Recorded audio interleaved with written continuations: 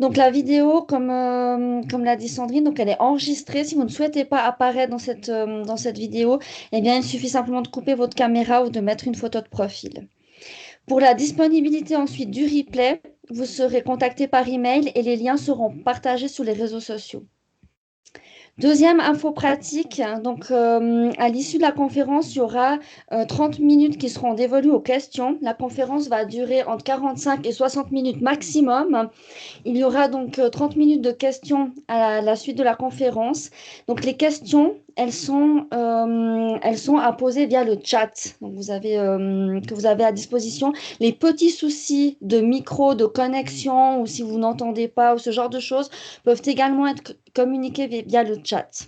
Vos micros ont été coupés par l'organisatrice. En 30 minutes, le conférencier n'aura pas le temps de traiter toutes les questions, donc on va sélectionner quelques questions et on fera au mieux voilà, pour traiter le maximum de questions. Donc, en espérant que tout cela soit clair pour tout le monde, je passe sans transition à l'introduction de cette vidéoconférence. Donc, il s'agit d'une vidéoconférence sur l'alimentation anti-inflammatoire. Cette vidéoconférence est organisée par les Petits Rubans Valais. Il s'agit d'une association qui a pour but de faire connaître cette maladie, donc l'endométriose, et de travailler pour une meilleure prise en charge des patientes qui en sont atteintes. Vous êtes toutes, bien sûr, tous et tous invités à visiter le site, donc lespetitsrubans.ch, donc petits rubans au pluriel. Et deux petites communications. Il y aura le 15 novembre une soirée témoignage et partage qui sera organisée à Appro. Et le 8 décembre, l'association sera présente au marché de Noël à Sion. Le conférencier qui est invité par les Petits Rubans Valais est Fabien Piasco. Il est diététicien nutritionniste. Il est auteur notamment du livre L'alimentation anti-endométriose. Fabien Piasco, nous sommes ravis que vous ayez accepté l'invitation de cette association et nous nous réjouissons de vous entendre. Donc, sans plus tarder, et si c'est OK pour vous, je vous passe la parole. Un grand merci. Merci à vous toutes de m'avoir invité pour parler de l'endométriose, un sujet dont je m'occupe depuis une dizaine d'années. Alors, pour celles qui se posent la question pourquoi, j'ai travaillé une douzaine d'années dans un centre thermal spécialisé en gynécologie à Chalaiseau en Savoie, en France. Et voilà pourquoi je me suis intéressé d'abord à toutes sortes de pathologies féminines, puis après spécifiquement à l'endométriose. Et je travaille sur l'endométriose depuis une dizaine d'années. Donc je vais vous présenter un diaporama. Alors, hop. Ça arrive, j'espère.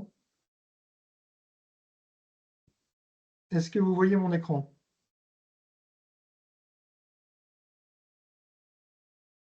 Est-ce que, oui, c'est bon? Oui. Ok, parfait. C'est parti. Donc, alors, le sujet, c'est de parler de la nutrition et de l'endométriose et surtout où on en est aujourd'hui, en 2024, par rapport aux preuves, à la reconnaissance, à son emploi, etc. Donc, vous allez voir s'il y a quand même quelques controverses. Tout n'est pas si simple. Alors, pourquoi l'alimentation et la micronutrition, dont on ne parlera pas ce soir, mais la micronutrition, ce sont les compléments alimentaires, les substances naturelles qu'on peut utiliser comme traitement, entre guillemets, en plus de l'alimentation. Alors, pourquoi l'alimentation pour ce type de pathologie? Alors, tout simplement, pour agir sur des facteurs et des mécanismes qui font se développer la maladie. Et ces facteurs s'auto-entretiennent. Alors, vous les voyez ici, il y a l'inflammation. Alors, vous le savez, l'endométriose est une maladie inflammatoire. L'endométriose produit de l'inflammation, mais l'inflammation elle-même, les molécules inflammatoires qui circulent dans l'organisme, stimulent la croissance du tissu endométriosique. Or, avec l'alimentation, on peut diminuer l'inflammation de façon assez efficace. Donc, en diminuant l'inflammation, c'est comme si on enlevait une sorte d'engrais qui fait pousser l'endométriose. Ensuite, le stress oxydatif, c'est quand dans le corps, vous avez un excès d'oxydation par rapport à la capacité antioxydante. En gros, votre corps, à chaque instant, s'oxyde, rouille, comme un morceau de fer qu'on mettrait dehors sous la pluie. C'est tout à fait normal dans le corps de chacun. À chaque instant, on s'oxyde, mais heureusement, fort heureusement, on a un système antioxydant qui contrecarre ce processus. Le stress oxydatif, c'est quand tout simplement on a trop d'oxydation par rapport à notre capacité à la neutraliser. Il se trouve que dans l'endométriose, il y a beaucoup de radicaux libres, beaucoup de stress oxydatif, mais produit donc par la maladie. Mais il faut savoir que les radicaux libres, donc les molécules oxydatives, elles-mêmes vont augmenter l'invasion et l'adhésion des cellules qui vont former le tissu endométriosique. Donc en fait, ce stress oxydatif est aussi un facteur de développement dans la maladie. Or, on peut très bien construire une alimentation antioxydante qui va en fait finalement retirer ce deuxième engrais qui fait pousser l'endométriose. Ensuite, les hormones. Vous le savez, l'endométriose est une maladie hormonodépendante, œstrogénodépendante, sous l'influence des œstrogènes. Dans l'endométriose elle-même, dans les kystes et les lésions, on a considérablement trop d'œstrogènes. Ça, c'est important de comprendre que ce n'est pas forcément dans tout le corps, hein. Vous pouvez avoir des œstrogènes qui sont normaux si vous faites un bilan de fertilité, voire même des hormones qui sont insuffisantes. Mais si on regardait uniquement dans l'endométriose elle-même, il y a vraiment des aberrations hormonales. Il y a un excès considérable d'œstrogènes et on retrouve aussi d'autres anomalies comme de la résistance à la progestérone. Euh, également, l'alimentation peut moduler les hormones. Il y a certaines choses qui peuvent faire diminuer ou augmenter vos propres hormones. On va y revenir. Ensuite, les perturbateurs endocriniens, qui sont des molécules étrangères au corps, souvent fabriquées par l'homme, par l'industrie notamment, et qui vont se retrouver dans la chaîne alimentaire et qui va polluer l'organisme. Donc ces molécules qui sont étrangères au corps ressemblent beaucoup à des œstrogènes sans en être et vont agir en perturbant le système hormonal. Et on pense d'ailleurs que les perturbateurs endocriniens, ils sont pour beaucoup dans le développement de l'endométriose. En faisant des choix alimentaires éclairés, on peut réduire l'exposition aux perturbateurs endocriniens.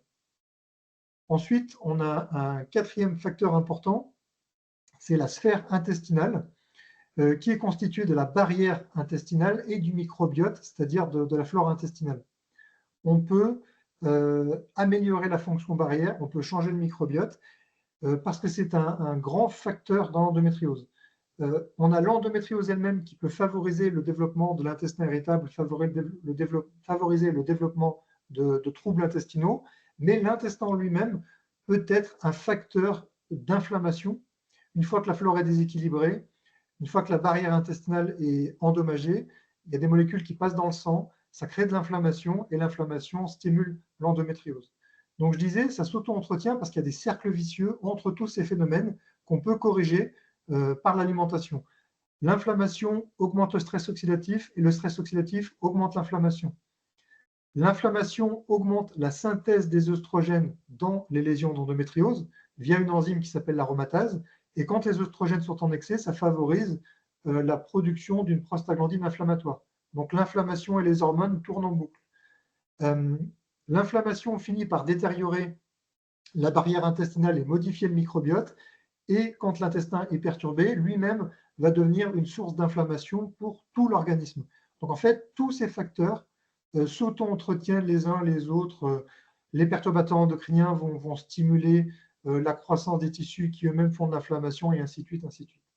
Donc, l'alimentation, même si ça peut paraître bizarre, va agir sur tous ces facteurs et c'est pour ça que ça agit. Alors, quelle alimentation et quelle preuve surtout? Alors, l'alimentation anti-inflammatoire, anti-endométriose, comme je l'appelle dans le livre, est pratiquée partout dans le monde, voilà, partout sur la planète. Ce n'est pas une mode proche d'ici où les personnes font ça. Non, c'est vraiment sur tout le globe, on utilise l'alimentation. On l'utilise comme une thérapie alternative d'autogestion, au même titre que le CBD, que la bouillotte, que certaines plantes, que je sais pas, que la sophrologie, le yoga, etc., etc. Donc, c'est une thérapie alternative d'autogestion. Et quand je dis alternative, vous allez voir à quel point c'est alternatif, puisque ce n'est pas vraiment reconnu. Donc, cette thérapie alternative d'autogestion, elle est pratiquée par les femmes atteintes d'endométriose, souvent de leur propre chef. Bon, il y a quelques spécialistes de l'endométriose qui disent, voilà, vous devriez essayer l'alimentation, ça donne des résultats très très bons. Voilà, mais c'est quand même pas encore reconnu, on va y venir. Et cette alimentation anti-inflammatoire, anti-endométriose, elle est pratiquée partout dans le monde, comme ça a pu être révélé par quelques études de type sondage. On a pu voir qu'elle est pratiquée en Suède, aux Pays-Bas, en Australie, en Italie. Ça, on a pu le voir avec des études, justement, qui évaluaient un peu toutes les thérapies alternatives qu'utilisaient les endogirls. Alors, généralement, cette alimentation, en tout cas d'après ces petites études dont je vous ai parlé, consiste en une alimentation plus naturelle, faite maison, riche en fruits et légumes, pauvre ou sans gluten, pauvre ou sans produits laitiers, faible en sucre ajouté, sans alcool et souvent sans soja. Alors le soja, si certaines ont lu mon livre, la question est très complexe, c'est pas du tout aussi simple. Même si le soja contient des phytoœstrogènes, c'est probablement pas aussi méchant que des perturbateurs endocriniens. Chez certaines, ça peut être positif, chez d'autres, ça leur va pas du tout. Ça, c'est un sujet très complexe qui mériterait toute une conférence. Mais voilà, la plupart quand même évitent le soja. Et donc, ça ressemble à ça, ce que font la plupart. Alors, pas de recommandation officielle à ce jour. Alors en Suisse, je ne sais pas, mais je suis quasiment sûr que c'est comme en France. En France, la HAS, la Haute Autorité de Santé, déconseille littéralement l'alimentation pour l'endométriose. C'est écrit noir sur blanc qu'il ne faut pas suivre d'alimentation anti-inflammatoire. Voilà, alors ça peut paraître un peu surprenant. Alors pourquoi ils sont aussi hostiles? Généralement, dans le domaine de la nutrition, notamment la nutrition clinique appliquée dans le domaine médical, on attend d'avoir énormément de preuves scientifiques qui vont tout dans le même sens et qui prouvent par A plus B euh, qu'il y a quelque chose et que c'est actif. Il se trouve qu'on ne manque pas du tout de preuves. Il y a plein d'études. Dans mon bouquin, je cite 300 études en tout, enfin en tout cas 300 références scientifiques qui sont en lien avec l'endométriose, la nutrition et tout ce qui va autour, on va dire. Donc, il n'y a pas zéro étude, hein, c'est pas vrai. Je vais vous les passer après, vous comprendrez. Mais il trouve que c'est pas juste, il trouve pas ça suffisant, pas suffisamment convaincant, parfois contradictoire. Ça, c'est vrai, il y a deux, trois petites contradictions. Donc, pour eux, c'est pas suffisant. Donc, impossible de faire des recommandations et ils ne veulent pas en entendre parler. Ça et ça dans beaucoup de pays. Hein. Il y a plein de publications qui sortent récemment. Voilà, ils ne veulent pas en entendre parler. Mais pourtant, beaucoup de femmes vont considérablement mieux avec l'alimentation et la micronutrition. Et là, j'exagère pas du tout quand je dis ça. J'ai eu, en 10 ans, j'ai vu beaucoup de cas de femmes littéralement transformées par l'alimentation. C'est pas une blague. Donc, c'est quand même que ça agit et que ça agit de façon assez profonde sur la maladie. Alors, est-ce qu'on a quand même des preuves en ce qui concerne l'efficacité de changer d'alimentation? Alors, il y a eu plein d'essais avec différents régimes, différents types d'alimentation. Là, vous voyez une publication qui est une revue systématique de la littérature scientifique, donc une sorte de revue qui compile un peu toutes les études. Et les conclusions sont que l'alimentation a un impact positif sur la perception de la douleur chez les femmes atteintes d'endométriose. Bon, ils disent qu'il y a quand même des biais, ça c'est vrai, il peut y avoir quelques biais, certaines études qui ne sont pas très bien conçues, mais à chaque fois qu'on fait une étude, qu'on leur dit mangez comme ci, mangez comme ça, essayez ceci, essayez cela, ça donne toujours des résultats positifs. Donc dire que ça ne marche pas, c'est faux. Les interventions nutritionnelles fonctionnent et il y en a eu plein. Alors, on a d'abord le type d'étude qui va comment dire, faire un lien statistique entre la consommation d'aliments et le risque de développer des maladies. Alors, pour faire simple, pour expliquer comment ça marche, ils prennent des populations de femmes, soit à l'instant T, ils leur font remplir des questionnaires, voilà, je mange ci, je mange ça, j'ai telle maladie, j'ai tel problème, et après, ils font des statistiques avec. Ça, ce sont les études cas témoins, qui ne sont pas très fiables. Ensuite, vous avez les études de cohorte, où vous suivez pendant 10 ans, par exemple, des femmes. Certaines ont de l'endométriose, d'autres n'en ont pas. Et puis, elles remplissent des questionnaires de santé au fur et à mesure, des questionnaires alimentaires au fur et à mesure. Et puis, à la fin, on fait des statistiques avec les données. Donc, on a quand même beaucoup d'études comme ça qui ne prouvent pas le lien de causalité, mais qui donnent des indices. Et les indices, de toute façon, concordent avec tout ce qu'on sait sur l'alimentation anti-inflammatoire dans d'autres maladies ou dans d'autres domaines. Donc, des aliments qui sont associés à une hausse du risque statistiquement, la viande rouge. Il y a 2 études qui ont montré que la viande rouge était corrélée statistiquement à une augmentation du risque de développer de l'endométriose. Alors, il y a on peut imaginer plein de raisons. Le fer héminique est oxydant, inflammatoire. La viande rouge, comment dire, quand on la fait cuire, il y a des amines hétérocycliques, des sortes de molécules qui se forment à la cuisson, qui sont très oxydantes, inflammatoires et même cancérigènes, qui sont même des perturbateurs endocriniens. La viande rouge, on sait que ça fait augmenter le taux d'œstrogène circulant. Bref, il y a plein d'autres hypothèses. En tout cas, on peut trouver des raisons à ça. Et on connaît le lien entre viande rouge et maladies métaboliques dans d'autres domaines. On sait que ça augmente l'inflammation. On sait que le profil en acides gras de ces viandes n'est pas génial et que justement, ça favorise l'inflammation. Donc là, on va dire pas de grande surprise. La charcuterie, une étude a montré qu'elle était associée à une hausse du risque d'endométriose. Là aussi, les mauvaises graisses, les nitrites, enfin, il y a différentes choses qui pourraient expliquer le rôle délétère. Les frites et les aliments frits, pareil, c'est très connu. Les aliments frits contiennent des radicaux libres, des peroxydes. Les acides gras de l'huile se détériorent à la cuisson. Ça fait des mauvaises graisses une fois que c'est frit. Les aliments frits auront tendance à faire de l'acrylamide, un composé qui est inflammatoire et cancérigène qui se forme quand l'aliment est grillé. Bref, rien de surprenant, on savait déjà ça pour d'autres maladies. Et une alimentation à charge glycémique élevée, ça veut dire une alimentation qui va augmenter fortement le taux de sucre dans le sang. Et ça, pareil, on sait que ça favorise les processus d'oxydation et d'inflammation. Sans grande surprise, on retrouve ça aussi associé à l'endométriose. Et inversement, à la partie droite du tableau, vous avez les aliments qui sont associés statistiquement à une baisse du risque de développer de l'endométriose. Donc les légumes verts, les légumes de couleur jaune, bon, il y a quelques molécules qui sont différentes dans les légumes verts ou jaunes, mais pas très important à la limite. Les légumineuses, qui sont connues pour être très anti-inflammatoires.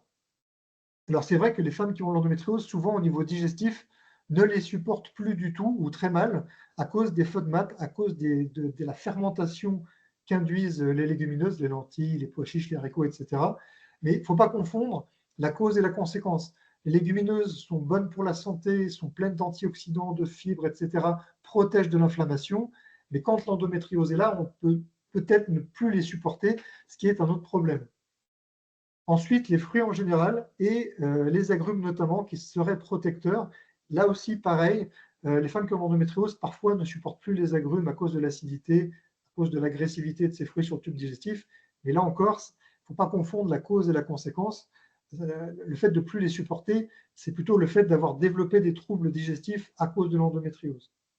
Mais en tout cas, sans grande surprise, on peut déjà voir que certains aliments qui sont connus pour être anti-inflammatoires à droite et certains aliments qui sont connus pour être inflammatoires à gauche du tableau, on retrouve la même chose dans l'endométriose. Et tout ça, ce sont des études qu'on retrouvait dans mon petit bouquin, vous avez en photo, Endométriose approche naturelle, qui parle surtout des compléments alimentaires et moins de l'alimentation, mais j'avais fait des petits tableaux récapitulatifs sur l'alimentation. Alors, les nutriments, donc les nutriments, c'est ce qui compose même les aliments, si vous voulez. Donc là, pareil, on a certains nutriments qui sont statistiquement associés à une hausse du risque, d'autres associés à une baisse du risque. Alors, les acides gras trans sont des acides gras qui ont une forme spéciale. Ils sont associés à une hausse du risque qui est très importante. De mémoire, 48% de risque en plus. Les acides gras trans, on les a dans les fritures, dans les huiles chauffées à haute température, dans toute la junk food, la nourriture industrielle, et aussi dans le gras laitier, donc beurre, crème, fromage, toutes les graisses laitières. Alors, on ne sait pas vraiment dissocier les acides gras trans industrielle ou cuisson des acides gras translaitiers qui sont un petit peu différents dans leur rôle dans l'endométriose. Tout ce qu'on sait, c'est que statistiquement, celles qui en mangent le plus ont plus de chances de développer de l'endométriose. L'acide palmitique, là pareil, une très forte hausse du risque de développer de l'endométriose, 52% de mémoire, si je ne dis pas de bêtises. L'acide palmitique, bon, c'est dans l'huile de palme, mais c'est surtout dans les graisses animales. L'acide palmitique, à chaque fois que vous mangez de la graisse animale, du beurre, de la crème, du fromage, de la viande grasse, de la charcuterie grasse, des saucisses que vous voulez, vous avez beaucoup d'acide palmitique. Et l'acide palmitique, il est vraiment connu pour augmenter l'inflammation. Ça se sait dans des tas d'études en nutrition depuis très longtemps. L'acide palmitique, c'est un des pires acides gras sur la santé pour ses rôles inflammatoires, pour ses rôles sur diverses maladies, les cancers, etc. Mais ce n'est pas que l'huile de palme, ce n'est pas que le Nutella. L'acide palmitique, c'est principalement les graisses animales. Et même l'humain, quand il fabrique de la graisse, quand vous stockez de la graisse parce que vous avez pris un peu de poids, et ben votre foie a majoritairement fabriqué de l'acide palmitique. Donc quand vous mangez des animaux, enfin des produits animaux gras, ben vous mangez de l'acide palmitique. Faut aussi penser que les graisses animales fixent les perturbateurs endocriniens. Donc il y a peut-être aussi un lien avec les perturbateurs endocriniens. L'alcool est associé à une hausse du risque d'endométriose. Et là, on peut très facilement trouver les raisons. L'alcool augmente la synthèse des œstrogènes. Tout à l'heure, je vous ai rapidement parlé d'une enzyme qui s'appelle l'aromatase. Cette enzyme qui est présente dans le corps chez les hommes et chez les femmes va être augmentée, va être stimulée par l'alcool. Donc l'alcool, et d'ailleurs c'est connu dans le cancer du sein, l'alcool augmente le taux d'œstrogène dans le corps. C'est pour ça que les hommes qui abusent de la bière, il n'y a pas que les phytoœstrogènes du houblon, il y a aussi l'alcool qui perturbe les hormones. Donc chez les hommes, ça va augmenter les œstrogènes et faire baisser la testostérone. Et ben chez les femmes, ça va surtout faire augmenter les œstrogènes. Ça serait la première raison du lien avec l'endométriose. Le deuxième lien qu'on peut lui trouver aussi, c'est que l'alcool détériore beaucoup la barrière intestinale. L'alcool est très agressif pour le tube digestif, et un tube digestif endommagé, ça devient poreux, l'intestin devient comme une passoire, ça laisse passer dans le sang des éléments étrangers qui vont stimuler les réactions immunitaires et l'inflammation. Donc si votre intestin devient comme une passoire, tout le corps va baigner dans de l'inflammation ensuite. C'est connu dans plein de maladies, ce n'est pas spécifique à l'endométriose. C'est connu dans l'arthrose, dans les maladies auto-immunes, dans des maladies neurodégénératives, dans plein de domaines. Les aliments qui, au contraire, sont associés à une baisse du risque, les oméga 3, EPA, DHA, ça c'est ce qu'on a dans les poissons gras, sardines, maquereaux, saumon, etc. On en reparlera. Ils sont connus pour être anti-inflammatoires, donc sans grande surprise, celles qui en consomment plus, elles ont moins de risque de développer de l'endométriose.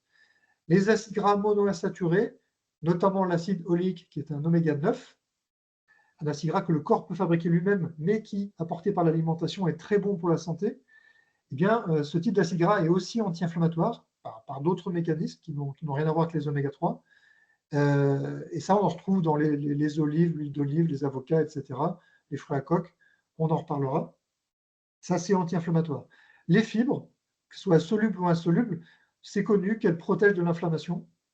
Les isoflavones et les lignanes, qui sont des phytoœstrogènes, eh ben, il se trouve que pas mal d'études ont montré un lien entre les phytoœstrogènes et plutôt une protection contre l'endométriose, sauf dans le cas du soja quand il est consommé chez des bébés, des bébés filles nourris avec de la formule infantile à base de protéines de soja. Là, ce serait plus discutable. Mais en tout cas, chez une femme adulte, les phytoœstrogènes agissent plutôt comme des anti-œstrogènes. C'est un sujet assez complexe, mais sans grande surprise, ça aurait peut-être un effet protecteur. Certaines vitamines, minéraux sont protectrices. Bon, ça, ce n'est pas très important à expliquer pour l'instant. Ça, c'est très intéressant. Je sais que ça va vous intéresser. C'est les acides gras oméga 3, qui sont connus pour être anti-inflammatoires. Et ils ont des antagonistes, donc des acides gras qui font le contraire, les oméga 6. Donc, on sait que les oméga 6 favorisent l'inflammation et que les oméga 3 sont anti-inflammatoires. Alors, dans ce type d'études-là, il y a deux études différentes. Ils ont mesuré les acides gras dans le sang. Alors, plus précisément dans les globules rouges en faisant une prise de sang. Bon, peu importe. Et celles qui ont trop d'oméga 6 et pas assez d'oméga 3, plus précisément trop d'acide arachidonique, qui est l'oméga 6 le plus mauvais par rapport à l'EPA, qui est un oméga 3 anti-inflammatoire, quand ce ratio il est élevé, ben, c'est associé à un stade plus avancé d'endométriose. C'est associé à la gravité de l'endométriose, ce qui n'est pas surprenant puisqu'on sait que ça joue sur l'inflammation. Et au contraire, celles qui ont des taux des plus élevés d'EPA dans le sang, comparé aux femmes qui ont les taux les plus bas, et bien celles qui ont le taux le plus élevé ont 82% de chances en moins de développer de l'endométriose. Alors attention, ça ne veut pas dire que si vous mangez des tonnes d'oméga 3, vous allez réduire l'endométriose de 82%. Ce serait trop simple, malheureusement, ce n'est pas ça. Mais les oméga 3 sont anti-inflammatoires, donc ils sont protecteurs. Donc il faut en avoir suffisamment dans le corps. Et comme le corps ne peut pas les fabriquer, il faut absolument les avoir dans l'alimentation. C'est le seul moyen de les avoir. Et ça, c'est très important à savoir. Tout à l'heure, je parlais des études d'intervention, des petits régimes qui ont été testés sur l'endométriose, on va dire. Il y en a qui ont montré une diminution des douleurs. Quand je dis douleurs, c'est des douleurs pelviennes, voilà, des douleurs de règles, des douleurs prémenstruelles, voilà, en tout cas tout type de douleurs qui ne sont pas forcément le digestif, hein, vraiment les douleurs mêmes, c'est-à-dire dans les bras, les épaules, les jambes, le dos, les douleurs au bas-ventre, etc. Donc l'éviction du gluten, donc arrêter le gluten tout simplement. 2 études ont montré que ça soulageait. J'en reparlerai juste après. Un régime pauvre en nickel aussi. Le régime pauvre en nickel, il partait d'une idée que les femmes qui ont l'endométriose ont souvent de l'allergie au nickel et qu'en évitant les aliments qui en contiennent le plus, ils sont allés voir si ça faisait quelque chose. Et les résultats étaient vraiment très spectaculaires. Simplement, le régime sans nickel, il y a peut-être pas des biais, mais ça se croise avec d'autres régimes. Le régime sans nickel, il n'y a pas de produits laitiers, parce que les produits laitiers ont beaucoup de nickel. Il n'y a pas de gluten, parce que les céréales ont beaucoup de nickel. Il n'y a pas de légumineuses. Du coup, les troubles digestifs sont diminués parce qu'il n'y a pas les légumineuses. Ça enlève plein de trucs. Donc, est-ce que c'est vraiment le nickel qui jouait le rôle ou est-ce que ce n'est pas autre chose? En tout cas, ce régime très restrictif donnait des résultats littéralement spectaculaires. Donc, pour vous dire que changer d'alimentation, on va quand même avoir un impact majeur, hein. Le régime méditerranéen, bon là, il n'y a qu'une seule référence qui est notée sur le tableau, mais en réalité, il y en a deux. Il y a eu 2 études. Ça soulage des douleurs. Alors, il faut savoir que c'est des études autrichiennes. Alors, quand on prend l'alimentation de base des Autrichiens, avec peut-être beaucoup de charcuterie, etc., qu'on passe sur quelque chose de beaucoup plus méditerranéen, sans grande surprise, ça fait diminuer l'inflammation, ça diminue les douleurs en tout genre. On n'est pas vraiment surpris de ça, si vous voulez. Et après, les régimes qui ont diminué les troubles digestifs, eh bien, le régime pauvre en FODMAP, c'est un régime où on enlève tout ce qui fermente, pour faire simple. Et chez des femmes qui ont un intestin irritable, enfin chez des femmes atteintes d'endométriose qui ont un intestin irritable, chez celles-ci, 50% d'elles sont soulagées. De mémoire, je crois que c'était 72% qui avaient l'intestin irritable et la moitié était soulagée. Ça devait faire quelque chose comme 36%. À vérifier, parce que je n'ai pas les chiffres en tête exactement, mais c'était à peu près ça. Mais ça va soulager principalement les troubles digestifs. Le régime FODMAP n'est pas réellement un régime anti-inflammatoire, hein. Ne confondez pas tout. Attention, c'est fait pour soulager les troubles digestifs. Je ne suis pas un grand fan de ce régime parce que ça fait éliminer 3/4 des fruits, 3/4 des légumes, et en fait, ça fait éliminer beaucoup d'aliments anti-inflammatoires en eux-mêmes, en fait. Donc, je reste assez partagé sur le régime FODMAP. Je dirais qu'il faut plutôt l'essayer, pas en première position, en fait. Alors que les médecins, les gastro-entérologues et même les médecins, on va dire, généralistes peut-être moins, mais en tout cas certains spécialistes de l'endométriose auraient tendance à axer sur les FODMAP, alors qu'en fait ça va juste être une aide au niveau digestif, mais il n'y a pas vraiment dans le régime FODMAP une idée de réduire l'inflammation dans tout le corps, c'est un peu différent. C'est pour ça que je suis moins enthousiaste par rapport à ce régime. Et les régimes pauvres en nickel, ça a aussi soulagé le tube digestif, mais comme je vous ai dit, c'est très, très restrictif. Alors, le cas du gluten, donc le gluten, vous devez connaître un petit peu, le gluten, c'est une sorte de protéines ou un ensemble de protéines qu'on retrouve dans les céréales. Pas toutes les céréales, en fait,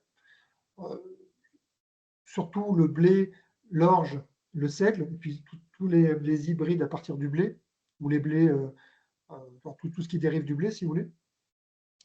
Et le gluten, c'est ce qui cause une maladie auto-immune qu'on appelle la maladie cœliaque. La maladie cœliaque, c'est la vraie intolérance au gluten. C'est une maladie dans laquelle il faut complètement arrêter le gluten à vie, au risque d'avoir de grosses conséquences sur la santé, qui peuvent être assez graves d'ailleurs. Mais on peut être hypersensible au gluten sans avoir cette maladie. Ça, c'est important, ça s'appelle l'hypersensibilité au gluten non cœliaque. Alors, deux études italiennes ont testé l'hypothèse du gluten et ont fait arrêter le gluten à des femmes atteintes d'endométriose. La première étude a montré que 3 femmes sur 4 étaient soulagées. Donc c'est quand même énorme, hein. Ça fait 75% des femmes qui sont soulagées avec ça, ce qui est quand même assez remarquable, même si cette étude comporte des biais parce que certaines femmes ont abandonné en route, etc. Bon, bref, mais en tout cas, moi sur le terrain, en 10 ans d'expérience, c'est à peu près ce que je vois, hein. Sur 4 femmes, peut-être 3 seront soulagées. Ça fait 3 quarts des femmes sont soulagées par l'arrêt du gluten. Donc, voilà, on a déjà cette petite preuve, on va dire, que ça peut faire un effet. Certains diront oui, c'est un effet nocebo, c'est le fait d'imaginer que le gluten est mauvais, on l'arrête, on se sent mieux, on croit que. Voilà.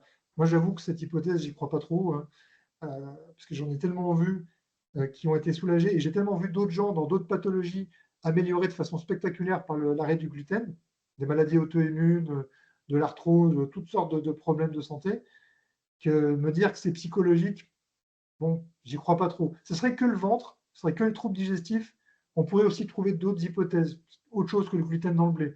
Mais quand même, on a des gens qui sont quand même très très soulagés. Donc, c'est vrai que les gens qui doutent, bon, moi, c'est pas mon cas. Une deuxième étude, Dienogest, vous connaissez, c'est un progestatif de synthèse qu'on utilise pour l'endométriose. C'est une pilule, on va dire, spéciale endométriose, entre guillemets, on va dire. Donc, ils ont testé soit le Dienogest tout seul, soit Dienogest plus le régime sans gluten. Et c'est quand on ajoute le régime sans gluten qu'on a plus d'effets sur divers symptômes, soit digestifs, extra-digestifs, des douleurs diverses et variées, douleurs gynécologiques, etc. Donc, là aussi, une deuxième fois, l'arrêt du gluten soulage. Malgré ce retour de terrain que beaucoup de thérapeutes ont, que beaucoup d'endogirls ont parce qu'elles essayent de leur propre chef, que ces deux études ont apporté, même si elles ont des défauts, eh bien, les scientifiques disent non, on n'a pas assez de preuves. Là, vous voyez, c'est le petit titre en anglais. Voilà. C'est marqué, je vous traduis, qu'il n'y a pas assez de preuves pour recommander une alimentation sans gluten. Donc, la communauté scientifique reste bloquée parce qu'ils trouvent qu'il n'y a pas assez de preuves. Au niveau des recommandations en termes d'hôpitaux, de médecins gastro, etc., pareil, ils diront jamais d'arrêter le gluten. Alors, moi, si je peux vous donner un conseil, c'est de faire un dépistage pour la maladie cœliaque, c'est-à-dire de faire une prise de sang où on mesure des anticorps anti-transglutaminase, et si c'est négatif, si c'est positif, pas de chance, il faut faire d'autres examens, et peut-être que probablement vous serez obligé de manger sans gluten à vie parce que vous avez la maladie cœliaque. Et si c'est négatif, ça ne veut pas dire que l'arrêt du gluten ne fera rien. Vous pouvez quand même essayer. Et pourquoi essayer quand même serait peut-être une bonne idée? Parce que le gluten détériore la barrière intestinale. Et quand on arrête le gluten, la barrière intestinale se reforme. Et c'est comme ça que l'inflammation diminue. Ça, c'est l'hypothèse sur le gluten. Les produits laitiers, c'est encore plus le truc qui fâche en Suisse, j'ai envie de dire. Donc, les produits laitiers, il n'y a pas d'études qui montrent un lien délétère entre les produits laitiers et l'endométriose. Alors là, tous les Suisses vont applaudir et dire c'est génial, mais ce n'est pas aussi simple. Beaucoup de femmes qui ont l'endométriose arrêtent tous les produits laitiers et sont très soulagées. Alors pourquoi? C'est parce que les femmes qui ont l'endométriose développent avec le temps beaucoup d'intolérances alimentaires à cause des troubles intestinaux qu'elles développent. Et il se trouve que les produits laitiers font partie des intolérances les plus courantes. Donc c'est pour ça que quand elle les arrête, ça va vraiment beaucoup mieux à tous les niveaux. Après, il faut savoir que dans les produits laitiers, il y a aussi beaucoup de perturbateurs endocriniens, de la dioxine en grande quantité, etc. Mais plus les hormones de la vache, etc., etc. Mais en réalité, le lactose aussi, certaines sont intolérantes au lactose, mais la plupart du temps, c'est l'hypersensibilité aux protéines du lait, à la caséine, et c'est ça qui pose problème. C'est pas vraiment le lactose, voilà, c'est vraiment les protéines du lait. Ce qui fait que les produits sans lactose ne marchent pas. C'est le lait en lui-même le problème. Et après, est-ce que chèvre ou brebis, c'est mieux ou c'est moins pire? Alors certaines trouvent que c'est légèrement mieux, mais dans la pratique, celles qui arrêtent tout voient encore plus d'effets. Après, pareil, il n'y a aucune recommandation qui le dit. Moi, je vous rapporte ce que font la plupart des femmes atteintes d'endométriose avec les résultats les plus spectaculaires. Et l'hypothèse, bah, c'est l'intolérance finalement aux protéines du lait, à la caséine, plus les perturbateurs endocriniens, hormones, etc. Donc, comment construire cette fameuse alimentation? Alors, je vous donne 2-3 petits concepts sur l'alimentation anti-inflammatoire, mais je ne peux pas tous vous les donner parce que demain matin, je serai encore là. Donc, les oméga 3 et les oméga 9 réduisent l'inflammation. Les graisses saturées, les graisses trans, certains oméga 6, surtout, enfin, principalement l'acide arachidonique, augmentent l'inflammation. Donc, pour éviter tout ce qui augmente l'inflammation, graisses saturées, trans et oméga 6, délétères, ça c'est surtout les graisses animales. On va éviter tout ce qui est graisse animale au maximum. Moins vous mangerez de graisse animale, mieux ce sera. À l'exception des petits poissons gras qui, par rapport aux oméga 3, sont intéressants. Donc les oméga 9, on les a dans les olives, l'huile d'olive, l'huile de colza. Le colza, c'est certes des oméga 3, mais il y a aussi beaucoup d'oméga 9. Les avocats, les amandes, les noisettes, et grosso modo, les fruits à coque. Donc ça devrait être la base en termes de graisse dans votre alimentation. Si dans votre alimentation, c'est du beurre, de la crème, du fromage, du lard, des lardons, de la charcuterie grasse, des viandes grasses, et c'est ça les graisses de votre alimentation, ça favorise énormément l'inflammation. Au contraire, il faut manger les aliments que je vous ai cités. Pour les oméga 3, les sardines, les maquereaux, donc les petits poissons gras, parce que comme ils sont gras, ils vont fixer les polluants, et s'ils sont plus petits, ils vont un peu moins fixer les polluants. Truites, saumon, dans tous les poissons gras. Les œufs oméga 3, le label bleu blanc cœur qu'on a en France et Tradilin que vous avez en Suisse, c'est pareil, Tradilin et bleu blanc cœur, c'est la même filière, c'est pareil. Donc c'est des poules nourries aux graines de lin. Et l'œuf Tradilin n'a vraiment plus rien à voir avec un œuf standard. Même un œuf bio n'a rien à voir. Dès que la poule mange des graines de lin, ça change complètement l'œuf. Ça, sachez-le, c'est très très important. On peut compléter avec des oméga 3 végétaux qui sont moins importants, moins puissants, mais voilà, comme ceux qu'il y a dans l'huile de colza, cameline et noix. Deuxième concept, les polyphénols. Donc les polyphénols, c'est en quelque sorte les antioxydants qu'il y a dans les végétaux. Eh bien, ils vont stimuler les défenses antioxydantes du corps, vos propres enzymes antioxydantes que votre corps fabrique. Donc, qu'est-ce qu'on trouve comme aliment riche en polyphénol? Déjà, tous les végétaux, mais surtout s'ils sont colorés. Le riz noir, que vous avez en photo sur la gauche, vous voyez, c'est des grains de riz qui sont totalement noirs. Le thé vert, les myrtilles, toutes les baies, les fraises, les framboises, les cassis, les myrtilles. Voilà, consommez des baies tous les jours. Achetez des fruits rouges surgelés, consommez-en tous les jours. Les herbes aromatiques, les épices. Épices douces, parce que le poivre et le piment favorisent la porosité intestinale. Donc tout ce qui est épices vraiment trop agressifs, comme le piment et le poivre, évitez, parce que ça va abîmer la barrière intestinale. Le gingembre, ça dépend des gens. Il y en a qui tolèrent bien, il y en a qui tolèrent pas très bien. Fonction, faut voir selon la personne. Et puis je vous ai mis des exemples. Ça, ce sont des études cliniques qui généralement sont contrôlées, randomisées, double aveugle, donc qui ont été faites comme pour des médicaments. 250 mg de romarin, alors ça a été mis en capsule dans l'étude, ben, ça diminue les saignements et les douleurs de règles de manière équivalente à 250 mg d'un anti-inflammatoire. L'acide méfénamique, c'est le nifluril, si vous connaissez. Donc, c'est aussi efficace qu'un anti-inflammatoire, le romarin. La cannelle, 420 mg de cannelle, ça fait presque la moitié d'un gramme, ça fait une pointe de cuillère à café, eh bien, ça réduit les saignements menstruels et les symptômes digestifs associés. Et le gingembre, 750 mg à 2 grammes, donc là, ça va à peu près jusqu'à peu près la moitié d'une cuillère à café de gingembre en poudre. Ça réduit les dysménorrhées, donc les douleurs qui sont autour des règles, avant et pendant les règles. Donc, on voit que ça, ce sont des choses qu'il faut utiliser tous les jours. Ce n'est pas de temps en temps, je mets un petit coup de curcuma de temps en temps. Mettez-en tous les jours. Curcuma, gingembre, cannelle, romarin, tous les jours. Fruits rouges, tous les jours. Des aliments colorés, tous les jours. Autre concept, le côté inflammatoire de la viande. Alors, il y a plusieurs choses qui sont inflammatoires dans les viandes, mais pas de façon équivalente. C'est surtout les viandes rouges qui sont inflammatoires, les viandes de mammifères et de ruminants. Bon, les ruminants sont des mammifères, mais tous les mammifères ne sont pas des ruminants. Les viandes rouges, parce que le fer héminique, c'est le fer qui est le plus facilement absorbé, mais c'est aussi le fer qui est le plus facilement oxydant. Ça oxyde et ça augmente l'inflammation. Donc les viandes rouges augmentent l'inflammation. Les viandes de ruminants, donc la viande de bœuf, d'agneau, de mouton, ça contient beaucoup de graisses saturées et trans qui augmentent l'inflammation.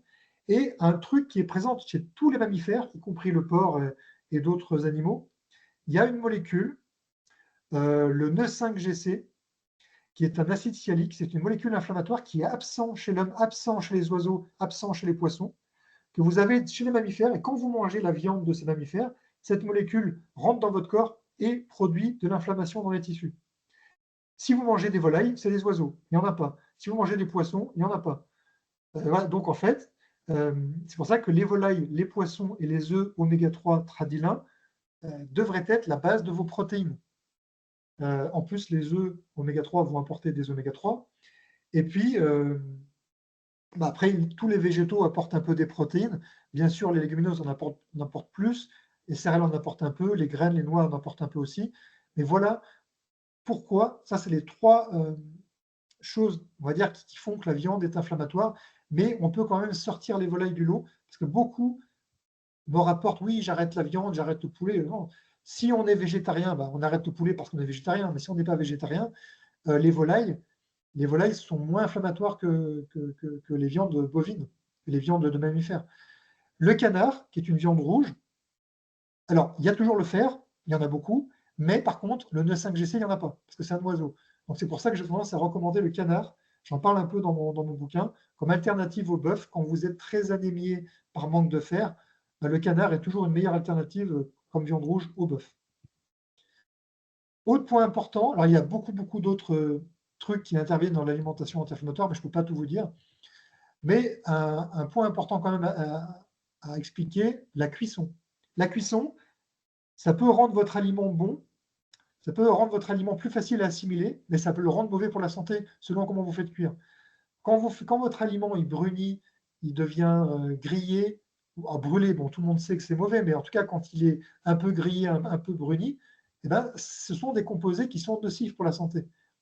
Par exemple, en cuisine française, on fait tout colorer dans une poêle avant de mettre du liquide pour déglacer, pour décoller les sucres, comme disent les cuisiniers. Ça, c'est très, très mauvais pour la santé en réalité. C'est très oxydant, c'est très inflammatoire, c'est cancérigène.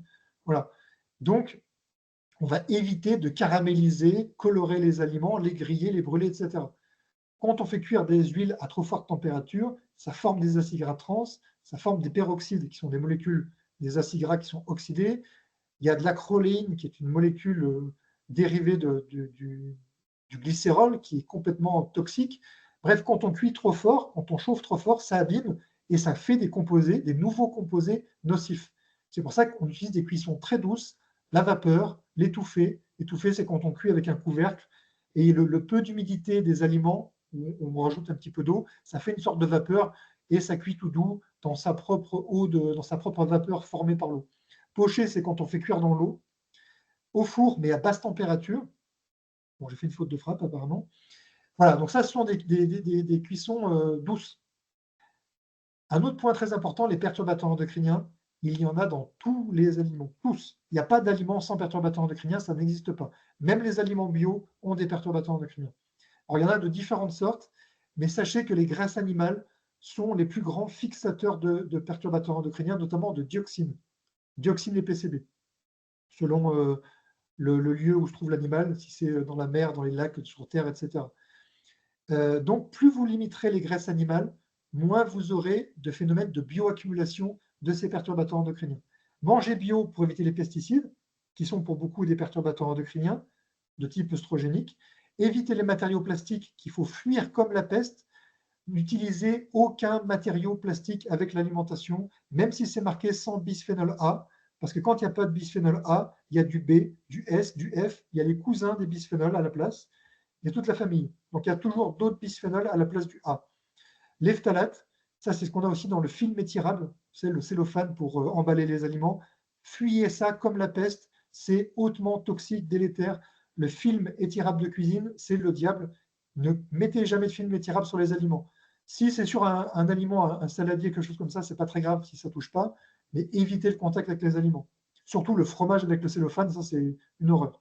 Les canettes et les conserves métalliques, et puis également le revêtement téflon, le composé perfluorique, le PFOA.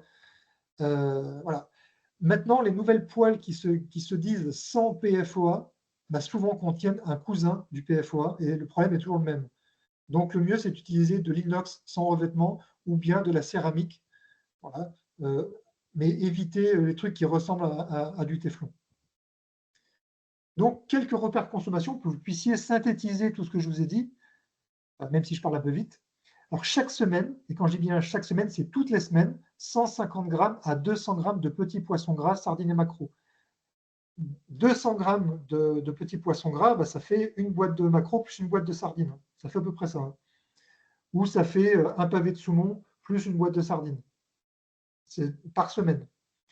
Par contre, évitez d'en prendre des tonnes, pas tous les jours, parce que ça reste quand même pollué. Donc, il y a quand même une limite. Même si le poisson il est petit, il y a quand même une limite. N'exagérez pas. 4 à 6 œufs oméga 3, si vous êtes à tendance végétarienne, augmentez à 6, 8, 10 œufs oméga 3 par semaine sans problème. Il y en a même qui en consomment 2 tous les jours, c'est-à-dire 14 par semaine. Une cuillère à café d'huile de cameline bio par jour. Je vais passer trop vite. Si vous avez de l'hypothyroïdie, ne prenez pas la cameline, ne prenez pas le lin, ne prenez pas le colza, prenez de l'huile de noix à la place. Voilà. Parce que ces composés, les huiles cameline, cameline, lin et colza contiennent des glycosinolates qui ont tendance à à perturber l'absorption de l'iode. Par contre, c'est très très bon pour la santé pour autre chose. Hein. Mais si vous avez déjà de l'hypothyroïdie, méfiez-vous, basculez plutôt sur l'huile de noix. Et puis, gardez l'huile d'olive comme base. L'huile d'olive reste la base de la base. Pour avoir quelque chose de méditerranéen, riche en antioxydants, riche en oméga 9. Curcuma, gingembre, cannelle de Ceylan, tous les jours. Tous les jours, il faut qu'il y en ait de l'un, des trois, voilà, mais tous les jours. Avec le romarin, top. Alimentation à forte dominante végétale, des légumes verts à tous les repas. Des fruits rouges, les myrtilles notamment, tous les jours. Achetez des sachets de fruits rouges surgelés, mettez ça dans le congélateur, mangez-en tous les jours. Moi, j'ai tout le temps dans mon congélateur des myrtilles surgelées, des framboises surgelées, des mix de fruits rouges surgelés, j'en mange tous les jours. Du thé vert, alors déthéiné bio, puisque la théine ou la caféine pourrait trouver quelques inconvénients, c'est expliqué dans mon livre, mais les polyphénols du thé vert sont excellents contre l'endométriose. Et puis les tisanes, il y a certaines tisanes qui sont bénéfiques pour les troubles menstruels, bon, ça peut être pas mal d'en consommer. Des exemples de mise en pratique. Alors, un petit déjeuner, un œuf oméga 3, du pain sans gluten, de la purée d'amande pour remplacer le beurre, du kiwi jaune, en jaune parce qu'il est un peu plus facile que le kiwi vert qui est un peu plus acide, plus facile à tolérer, je dirais. Ou bien vous faites des crêpes, des pancakes avec de la farine de riz complet, avec du lait végétal, des œufs oméga 3, vous mettez de la purée de noisettes, vous mettez des myrtilles surgelées, de la poudre de coco dessus, c'est délicieux. Bon, si vous n'avez pas le temps, vous pouvez faire aussi d'autres choses comme du porridge. Alors, le porridge, ça contient de l'avoine, mais l'avoine, ça contient un gluten faiblement toxique qui souvent est toléré quand même. Voilà, ça c'est expliqué dans mon bouquin. Oula, je me rends compte qu'il manque. Ah bah il manque le repas de midi. Je vois qu'il y a un petit schmilblick dans mon PowerPoint. Ah bah oui. Donc le repas de midi, alors je vous dis parce que je vois que la diapo manque. Le repas de midi, Vous pouvez faire un truc qui va être classique par rapport à ce que vous feriez comme n'importe quel midi, c'est-à-dire une salade composée avec de l'huile d'olive, de l'huile de colza ou de l'huile de noix si vous avez de l'hypothyroïdie, du vinaigre balsamique, voilà, ce genre de choses, du poulet ou de la dinde, euh, du quinoa, qui est une pseudo-céréale qui n'a pas de gluten, du riz basmati, du riz complet, du riz noir, des légumineuses selon tolérance, vous pouvez mettre ce genre de choses. Vous pouvez mettre aussi des pommes de terre, des patates douces. Voilà, donc composer un repas avec des féculents sans gluten, une salade, des légumes cuits aussi, des légumes verts, des légumes que vous faites cuire, voilà. Et vous fabriquez un repas avec ça. Quelque chose qui est quand même assez classique, on va dire. C'est juste que vous choisissez mieux les aliments. En dessert, bah, vous pouvez prendre un yaourt végétal, vous pouvez prendre des carrés de chocolat noir, vous pouvez prendre des fruits séchés, des abricots secs par exemple, ça c'est top. Donc voilà, vous pouvez faire un repas de midi qui va ressembler à ça. Pour l'après-midi, si vous avez vraiment faim, c'est facultatif. Vous pouvez prendre de préférence des fruits de saison. Alors, il y a certains naturopathes qui insistent beaucoup sur le fait de prendre des fruits hors des repas. C'est que comment dire, c'est un, un principe naturopathique, mais ce n'est pas un principe admis en nutrition, hein, admis en sciences de la nutrition. Mais pourquoi pas réserver les fruits comme ça à ce moment de l'après-midi, pourquoi pas. Les fruits à coque, ça va être génial parce que ça va apporter plein de minéraux, plein d'antioxydants, euh, et ça va couper l'appétit, ça va couper la faim, pour éviter que vous mangiez trop le soir. Et le soir, bah, pareil, vous pouvez faire un repas qui se rapproche d'un repas classique. Le premier exemple, c'est plutôt végétal avec des lentilles, mais vous pourriez remettre des volailles, des poissons, des œufs éventuellement en petit complément dans la salade ou à côté, etc. Euh, on peut aussi utiliser avec modération du jambon sans nitrite. Alors ça, bien sûr, ça ne respecte pas tous les principes de l'alimentation anti-inflammatoire, mais le fait déjà qu'il n'y ait pas de nitrite, ça enlève déjà un gros problème avec la charcuterie. Euh, voilà, après, vous pouvez faire un petit dessert maison, de la compote maison. Remettez cannelle, de célan, cardamome, c'est excellent aussi la cardamome. Des noix, voilà. Et sinon, vous pouvez faire un truc un peu plus classique comme des carottes râpées, des crevettes au curry, patates douces excellentes comme source de féculents sans gluten, salade de fruits. Voilà. En gros, vous pouvez respecter les différentes composantes des repas, à savoir entrée, le plat composé des protéines, des légumes, des féculents, et un dessert qui va s'axer beaucoup plus sur les fruits secs. En gros, quand on est sur du sans gluten, sans produits laitiers, les produits laitiers sont parfois remplacés par des choses qui pourraient être des alternatives aux produits laitiers, comme des yaourts végétaux, yaourts de coco, ce genre de trucs. Mais très souvent, on met des fruits à coque.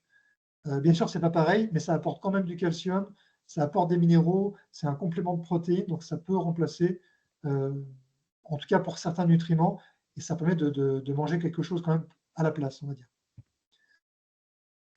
Quelques petites recettes. Alors, on me demande souvent, parce que c'est souvent ça le problème, le pain, parce que le pain est un vrai problème. Le pain sans gluten de grande surface, ça vaut rien, il faut dire ce qui est. Euh, c'est souvent bourré d'additifs. Il y a de l'huile de palme, des amidons, c'est pas de la farine, c'est des amidons, c'est de la fécule, c'est pas de la vraie farine, c'est des fécules. Il y a du sucre, il y a des additifs chimiques. Donc à la fin, vous aurez un produit ultra transformé qui est de la junk food. C'est littéralement de la junk food, les produits sans gluten du commerce. Donc, enfin, surtout les pains sans gluten, les biscuits sans gluten, ça ne vaut rien du tout, n'achetez pas ça. Une alimentation sans gluten, c'est avant tout des vrais aliments, hein. Des pommes de terre, des patates douces, du riz, du millet, du sarrasin, du quinoa, des châtaignes, voilà, c'est des choses comme ça. Et les farines qui sont fabriquées à partir de ça. C'est pas des produits du commerce estampillés sans gluten, vous n'avez pas besoin. Donc, le pain est souvent un problème. Donc, voilà comment vous pouvez faire un pain. Là, c'est un exemple, vous pouvez essayer d'autres choses. Il y aura deux, trois petits conseils que je vais vous donner pour pas que ça rate. Là, on part avec 400 grammes de farine sans gluten. Donc là, j'ai essayé plusieurs fois chez moi avec de la farine de riz. Le sarrasin, attention, le sarrasin a un goût très très spécial, hein. Le sarrasin a un goût très fort. Donc, si vous faites riz millet, ça ne va pas avoir trop de goût, mais si vous faites riz sarrasin, déjà le pain aura un goût spécial. Mais si vous aimez le goût du sarrasin, pourquoi pas. Sinon, vous pouvez mixer encore avec d'autres farines un peu plus exotiques, comme la farine de teff, euh, la farine d'autres céréales qui sont connues pour être sans gluten. Si vous mettez de la farine de châtaigne, mettez-en très peu parce qu'elle brûle. Donc on n'en met pas la moitié, on en met 10%, quelque chose comme ça. N'en mettez pas beaucoup. Bon, en tout cas, c'est beaucoup plus compliqué de réussir une recette que la farine de châtaigne. Mettez-en assez peu. De la levure de boulanger, de sucre qu'on va mélanger avec de l'eau tiède pour revivifier la levure, la faire repartir si vous voulez, parce qu'elle n'est pas morte, elle est encore endormie. Des graines de lin qu'on va moudre avec un moulin à café, ça va faire une sorte de liant. Les graines de lin, avec le mucilage, ça va faire une sorte de glu qui va faire tenir la pâte plus ou moins. Et on peut mettre un œuf. Alors, vous pouvez essayer de ne pas mettre l'œuf, mais c'est vrai que ça aura tendance à beaucoup se briser. Si vous mettez un œuf, ça va beaucoup mieux tenir. Après, si vous mettez plus d'œufs, vous en mettez 2 ou 3 ou plus, ça va faire une consistance de cake, un peu de gâteau, et non plus de pain. Donc si vous mettez de l'œuf, mettez-en pas beaucoup. L'œuf va vraiment faire tenir votre pain sans gluten. Le pain sans gluten, ça ne se pétrit pas parce qu'il n'y a pas de gluten. On fait une sorte de pâte à gâteau, de la consistance d'une pâte à gâteau. Elle doit couler dans votre plat. C'est comme ça que doit être la consistance. Et on fait cuire dans un moule à cake rectangulaire parce que ça ne lève pas. Si vous mettez une boule dans le four, elle va s'aplatir et ça ne va rien faire du tout. Donc il faut faire cuire ça dans un moule à cake avec du papier cuisson ou en chemisant avec un peu d'huile et un peu de farine sans gluten les rebords du, euh, du moule.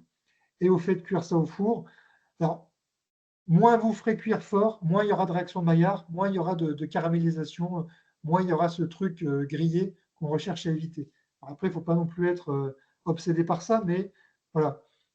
Quand vous faites des recettes, là j'ai mis 180 degrés, mais quand vous faites cuire au four, baissez les températures. Vous faites cuire du poisson au four, mettez à 100 degrés, pas plus.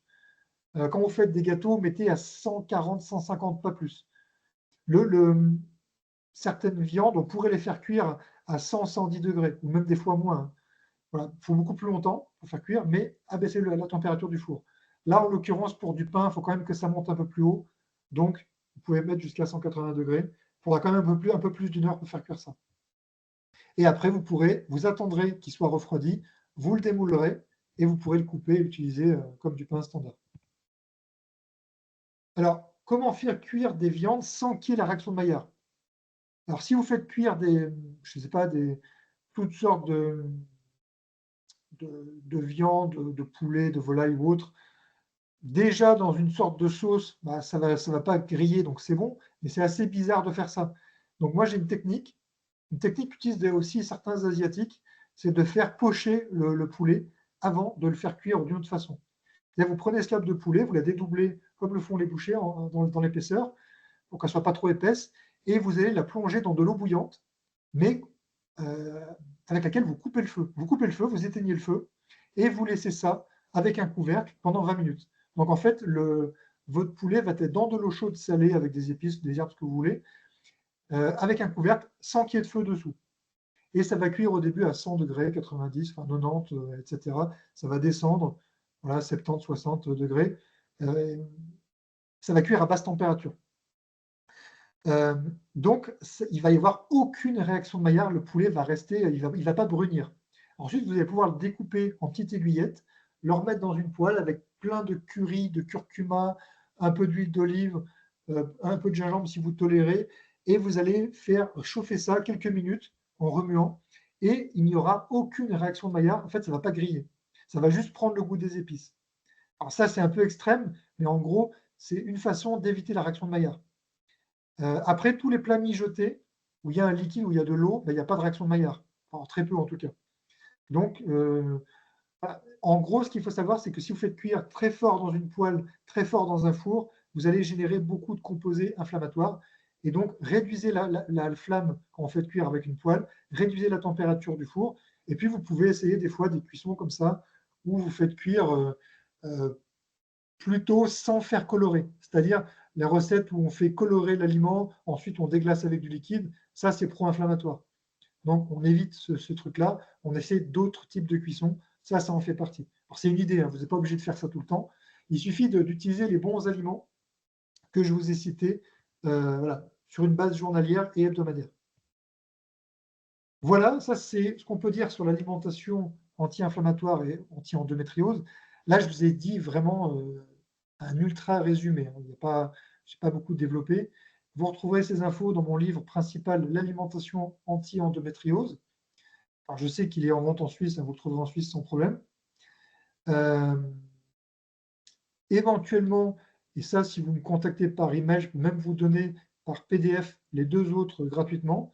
Le petit livre sur les compléments alimentaires et mon livre sur le PEA. Le PEA, c'est une sorte d'alternative au CBD. C'est un produit naturel qu'on a déjà dans le corps, c'est une substance qu'on a déjà dans le corps, qui agit de façon similaire au CBD, qui peut être très efficace contre les douleurs, contre les maux de ventre, contre les douleurs de règles, les douleurs d'endométriose, etc. Et utile dans plein de domaines de la santé. J'ai écrit un petit bouquin là-dessus. Ça peut vous intéresser. Il y a un chapitre dédié à l'endométriose dedans. Voilà, vous pouvez me retrouver sur mes 2 pages Facebook, sur Instagram, bon, même si je ne mets pas grand-chose, mon site internet Nutrinfo, et si vous avez des questions, vous avez mon email fabien.piesco@gmail.com. Voilà, je vais rendre l'antenne, si je peux dire. Un grand Alors, merci pour cette brillante présentation. voilà, Il y j'espère a... que j'ai pas regardé l'heure, j'ai fait sans regarder l'heure, désolé. Parfait. C'est bon? Bon, super. Je suis désolé, il me Pile manquait une 60 diapo. minutes. J'ai un slide qui est parti dans la nature sur le repas de midi. Désolé. Voilà, ça a disparu. Non, ça fonctionne à merveille. Donc, vraiment un grand merci. Pour ma part, eh bien, c'était très clair. Les dias étaient pertinentes. On s'attendait à avoir des questions en fait sur le chat durant en fait la présentation, mais il n'y a pas de questions sur le chat. Donc, eh bien, Je vais faire en live alors. j'invite, j'invite voilà les personnes qui souhaitent poser des questions ou qui souhaitent simplement rebondir ou partager une information sur le chat. Eh bien, vous pouvez le faire sans autre. Et puis, Fabien, il est à disposition encore quelques minutes pour répondre à ces questions. Je ne sais pas si l'une ou l'autre des personnes de l'association souhaite dire quelque chose.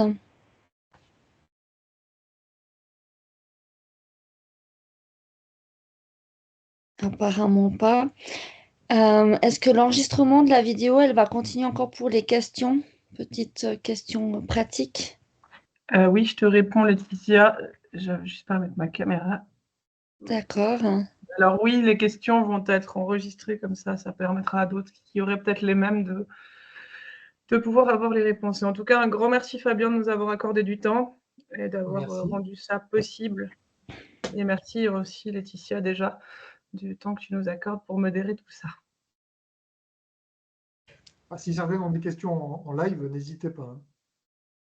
Même sur des choses que je n'ai pas abordées, parce que là j'ai essayé de m'en tenir qu'à l'alimentation, voilà, sur des basiques, on va dire. Alors là, je me permets de lire une question. Bon, je pense que vous la voyez également. Il y a une personne qui vous dit donc bonsoir. Concernant le fer, je pense qu'elle va vous dire anémique, mais anémiée. Ouais, Ça se c'est dit pareil, comme ça? oui, c'est pareil. Anémie, d'accord, anémie. Lors de mes règles, est-ce qu'il y a une astuce justement pour une personne, elle dit qu'elle est végétarienne, végé. Oui, alors il y a plein de petites astuces. Alors, c'est vrai qu'être végétarien, euh, ça expose plus au risque d'anémie ferriprive, donc d'anémie par manque de fer, sachant que même les femmes atteintes d'endométriose omnivores, on va dire, font facilement de l'anémie, particulièrement celles qui ont de l'adénomiose, donc une endométriose qui est située au muscle utérin, encore plus que celles qui ont de l'endométriose ailleurs, on va dire, à cause des règles hémorragiques. Alors oui, voilà, il y a 2-3 petites astuces. Alors, première chose au niveau alimentaire. Au niveau alimentaire, alors, tout dépend quel végétarisme, parce qu'il existe plusieurs végétarismes. Il y a l'ovo-lacto-végétarisme, le lovo-pesco-végétarisme. Alors, pour celles qui seraient, on va dire, ovo-pesco-végétariennes, donc œufs, poissons, végétariennes, le poisson va permettre d'apporter du fer héminique, comme la viande, beaucoup moins, mais il y en aura quand même. Donc, il faudra essayer de consommer du poisson 3 fois par semaine. Ça, déjà, pour sauver les meubles. Ensuite, on dissocie dans les aliments, pour le fer. Il y en a certains qui vont avoir tendance à pénaliser l'absorption du fer et d'autres qui vont avoir tendance à augmenter l'absorption du fer. Alors, il y a énormément de choses qui pénalisent l'absorption du fer. Par exemple, les œufs, la protéine de l'œuf pénalise l'absorption du fer.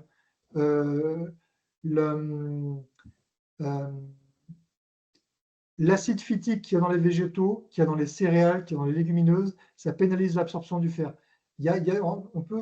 L'acide oxalique qu'il y a dans les végétaux, ça pénalise l'absorption du fer. Donc, l'idée, c'est que quand on mange, par exemple, un aliment qui contient quand même du fer, par exemple du poulet, de la dinde, du canard, du poisson, de le prendre avec un repas où on va éviter tout ce qui pénalise l'absorption du fer. Donc, éviter de mettre du soja, parce que ça pénalise l'absorption du fer, éviter de mettre beaucoup d'épices, beaucoup de choses comme ça.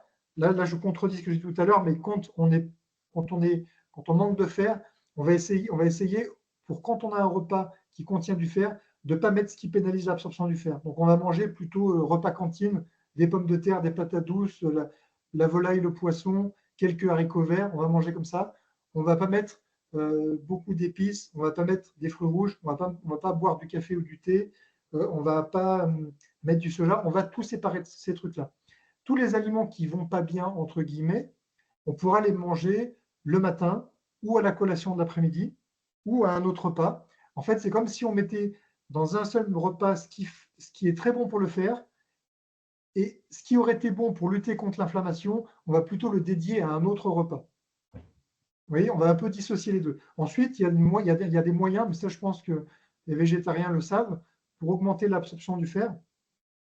On peut essayer de manger des aliments riches en vitamine C avec le repas végétal.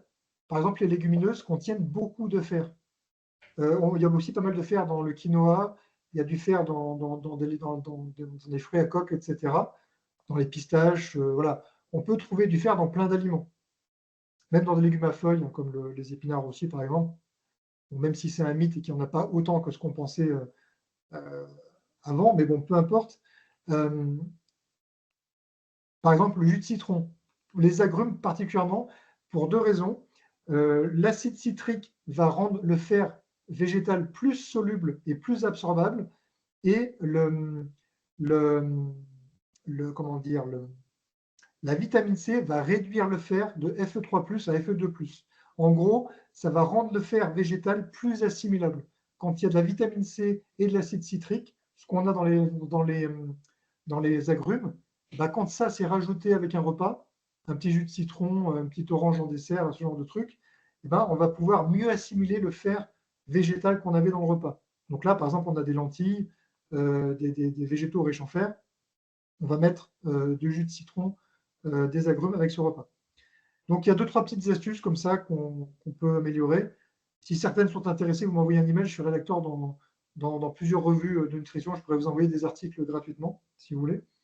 Ensuite, par rapport aux compléments, méfiez-vous parce que les médecins vont vous donner, alors je ne dis pas qu'il ne faut pas le prendre, mais les médecins vont vous donner des médicaments à base de sulfate de fer qui est très, très agressif pour l'intestin, très mal toléré par l'intestin, qui va beaucoup augmenter le stress oxydatif et l'inflammation dans l'intestin et dans tout le corps.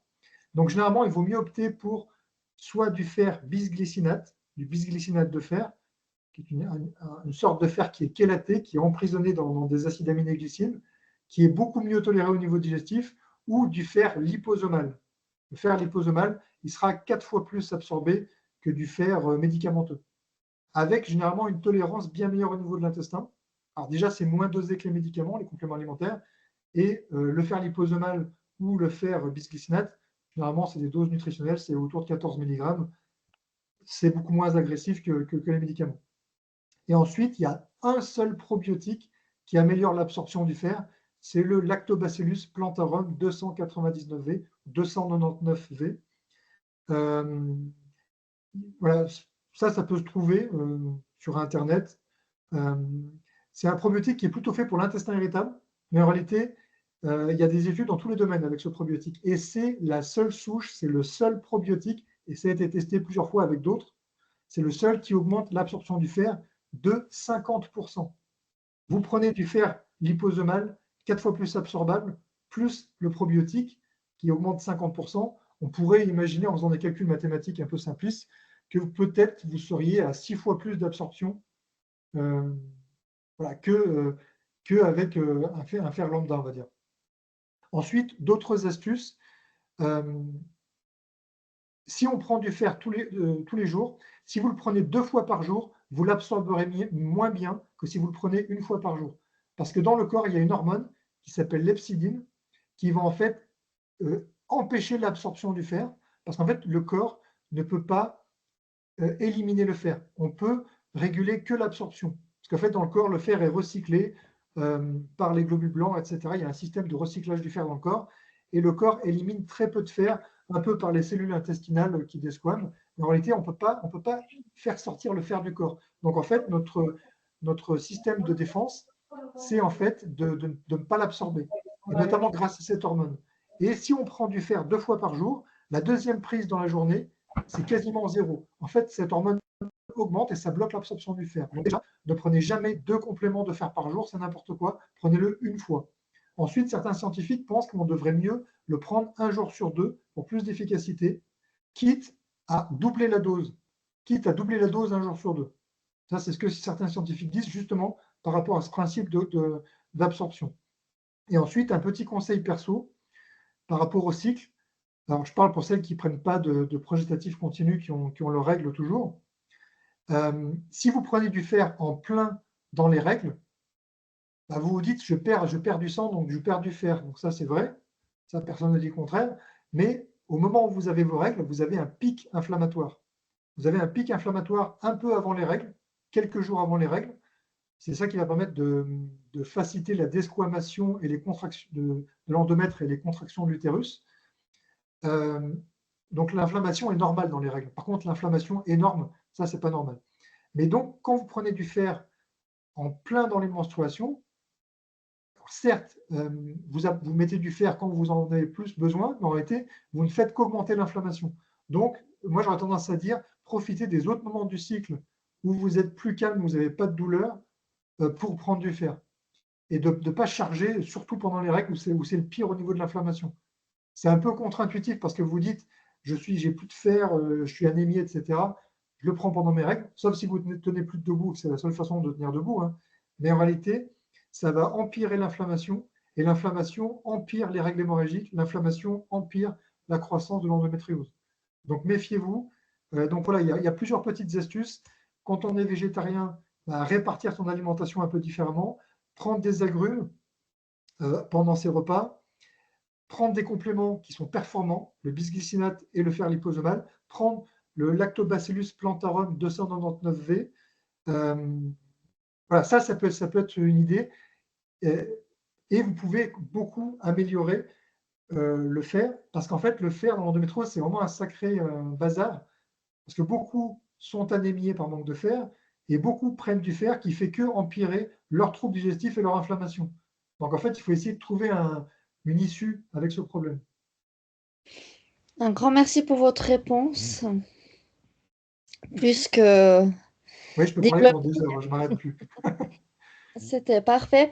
Je me permets, s'il y a pas de, si cette personne ne pose pas, disons, si la personne qui a posé cette question ne manifeste pas sur le chat une autre question ou encore quelque chose par rapport à cette question, je me permets de passer à une autre question. Il y a une personne qui pose la question par rapport aux douleurs des règles et elle demande est-ce qu'il y a des compléments alimentaires, donc en Oui, dehors de l'alimentation, enfin des oui, bien compléments sûr. alimentaires C'est, qui permettent de oui, tout à soulager fait. la douleur des Oui, oui, règles. tout à fait. Il y en a plein. Tout ça, je l'ai décrit dans mon petit livre Endométriose approche naturelle. Alors, déjà, il y a eu énormément d'études sur les substances naturelles dans le domaine de l'endométriose. Il y a eu par contre beaucoup d'études sur des cultures cellulaires, c'est-à-dire in vitro, des cellules en laboratoire. Donc ça ne prouve pas que sur un humain entier, ça fera la même chose, mais il y a eu beaucoup d'études in vitro sur des tas de substances végétales, des tas de plantes, etc. Il y en a vraiment beaucoup, des centaines et des centaines. Il y a eu beaucoup d'études sur des souris, parce que généralement les études sont d'abord faites sur des animaux. et c'est ce qu'on appelle les études précliniques. Et ça, il y a énormément d'études précliniques aussi. Donc, on a beaucoup d'études là-dessus. Et il y a des études cliniques, quelques-unes quand même. Donc oui, on sait toutes les substances qui sont bénéfiques dans l'endométriose. Et il y en a plein. Hein. Il y a la vitamine D, les oméga 3, la curcumine, le resveratrol, le PEA, la quercétine, il y en a plein, plein. Moi, j'ai formulé toute une gamme de produits de compléments alimentaires contre l'endométriose. J'ai formulé 2 produits à base de PEA. J'ai formulé 2 produits différents pour l'endométriose, un axé sur l'inflammation, un axé sur l'intestin. On a formulé un sur la détox des œstrogènes et des perturbateurs endocriniens. Donc oui, il y a beaucoup de compléments qu'on peut prendre. J'avais formulé le produit EndoWay, qui est devenu EndoCriWay parce que ça ne passait pas dans certains pays, qui est une base de traitement contre l'endométriose, le produit PEA Calme. Et ça, avec ça, une alimentation anti-inflammatoire, ces compléments, j'ai beaucoup, beaucoup de femmes qui n'ont plus aucune douleur. Alors, ce n'est pas une blague, je ne dis pas pour faire du sensationnel, mais il y en a qui ne prennent plus de pilules, ne prennent plus d'anti-inflammatoires, ne prennent plus d'antalgiques, ne prennent plus d'antispasmodiques, ne prennent plus aucun médicament, d'aucune sorte, qui suivent cette alimentation, qui prennent des compléments et qui n'ont plus de douleurs prémenstruelles, qui n'ont plus de douleurs de règles, qui n'ont plus de douleurs pendant les rapports sexuels, et qui ont généralement un système digestif qui va beaucoup mieux. Alors, je ne dis pas que ça marche aussi fort dans tous les cas, mais beaucoup sont très nettement soulagés. Donc, certaines, ça leur permet aussi d'être un tout petit peu moins strict sur l'alimentation, parce que ça rattrape un petit peu des petits écarts ou des choses qui sont imparfaites. Parce que moi, je vous ai dit l'idéal. Hein. C'est-à-dire que si vous avez bien écouté ce que je vous ai dit, ça peut paraître très restrictif. C'est d'ailleurs pour ça que la communauté médicale et scientifique est un peu opposée. Parce que pour eux, c'est trop restrictif avec pas assez de preuves à l'appui. Eux, ils veulent des preuves irréfutables. Voilà, c'est pour ça qu'ils sont contre. Mais dans la réalité du terrain, demandez autour de vous, les associations d'endométriose le savent bien, les spécialistes chirurgiens d'endométriose le savent bien, celles qui suivent cette alimentation ont des résultats très impressionnants. Vous cumulez ça avec des compléments alimentaires, on a souvent des résultats qui sont très très impressionnants. Donc voilà, si vous êtes intéressé, envoyez-moi un petit email, je vous dirai, je vous donnerai mes 2 petits bouquins en PDF si vous voulez. Mais oui, en effet, il y a des compléments qu'on peut prendre tous les jours en continu pendant X mois.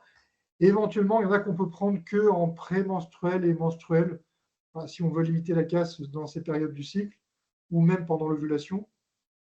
Et puis, il y a certains produits que vous pourrez prendre avec un progestatif. Par exemple, si vous avez du Dienogest, du Désogestrel, par exemple, en continu, ou d'autres progestatifs, certaines plantes, vous ne pourrez pas trop les prendre avec, c'est plutôt déconseillé, comme le gâtillier, ce genre la chili millefeuille, ce genre de trucs.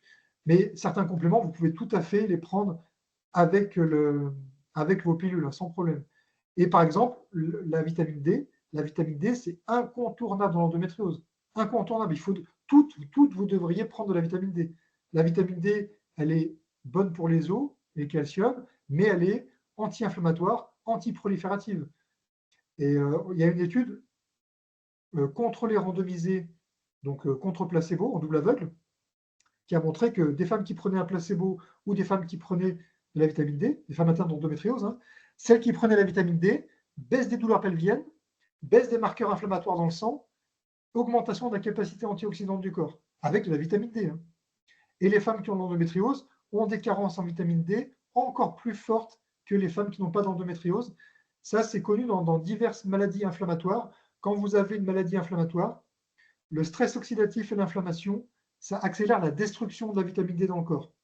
Donc déjà, nous, à nos latitudes, la vitamine D en hiver, il ne faut pas penser, vous n'en ferez jamais. Si vous êtes à la montagne et que vous allez au soleil, sur la neige, vous allez peut-être prendre un coup de soleil ou bronzer un peu, mais vous ne ferez pas de la vitamine D parce que les rayons du soleil sont trop obliques par rapport à notre latitude et par rapport à la saison.